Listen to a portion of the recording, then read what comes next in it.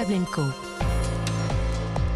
Allez, c'est l'heure de l'édito éco avec vous, Nicolas Bouzou. Bonjour. Bonjour Dimitri. Des députés ont voté la semaine dernière pour un amendement qui mettrait fin à la téléconsultation médicale.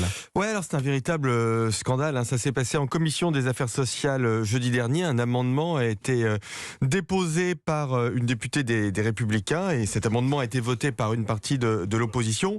Ça stipule que désormais les actes de téléconsultation devront être réalisés accompagnés d'un professionnel de santé. Donc concrètement, c'est la fin de la téléconsultation à domicile, oui. parce que convenez-en, il faudrait être bizarre pour trouver un médecin, l'amener chez soi, faire une téléconsultation avec un autre médecin à distance. Alors concrètement, il faudrait aller en fait dans une maison de santé, peut-être dans une pharmacie, pour faire cette téléconsultation. Alors cet amendement a suscité l'enthousiasme du Rassemblement national qui voit une réhumanisation de la médecine. La France insoumise qui se réjouit de voter un amendement qui va à l'encontre, je cite, de la marchandisation de la santé. Bon, on voit pas bien en quoi la présence de deux médecins au lieu d'un supprime la marchandisation de la santé d'ailleurs, mais enfin bon, l'idéologie tient lieu de réflexion. Oui, il y a un enjeu aussi de lutte contre les arrêts de travail abusifs. Absolument. Voilà. Mais quelles seraient les conséquences concrètes de cette modification de la loi si elle était gravée dans le marbre? Ouais, d'après Doctolib, qui est la principale plateforme de rendez-vous médicaux en France, il y aurait 1 million de téléconsultations par mois. C'est donc que la téléconsultation répond à un vrai besoin de la part des Français et qu'une grande partie des médecins s'y prêtent.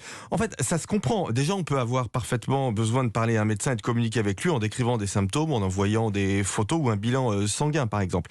Ensuite, on a un vrai problème de déserts médicaux en France. D'après un rapport sénatorial, plus de 10% des Français adultes n'ont pas de médecin traitant. Cette proportion augmente parce que le nombre de médecins généralistes baisse tout simplement. En 2012, il y en avait 100 000. Il y en a aujourd'hui moins de 95 000 alors que la population augmente et qu'elle vieillit. La moitié des médecins refusent de nouveaux patients. Interdire la téléconsultation à domicile, ce sont des actes médicaux en moins. C'est compliquer la vie des Français. Ça va vraiment se faire, cette interdiction, vous pensez, Nicolas? Écoutez, non, honnêtement, je pense pas, parce que le Sénat sera plus pragmatique, je pense, que l'Assemblée nationale. Mais enfin, ça montre à quel point certains ont une vision ringarde de la médecine, et puis ça montre à quel point on ne fait pas reposer le système de santé sur la confiance. On a un système qui est complètement soviétisé, les prix et les rémunérations sont fixés par les pouvoirs publics, le système est surbureaucratisé. Maintenant, on veut interdire une évolution technologique qui rend service à tout le monde. Bien sûr que la téléconsultation ne peut pas répondre à tous les problèmes de santé, loin de là.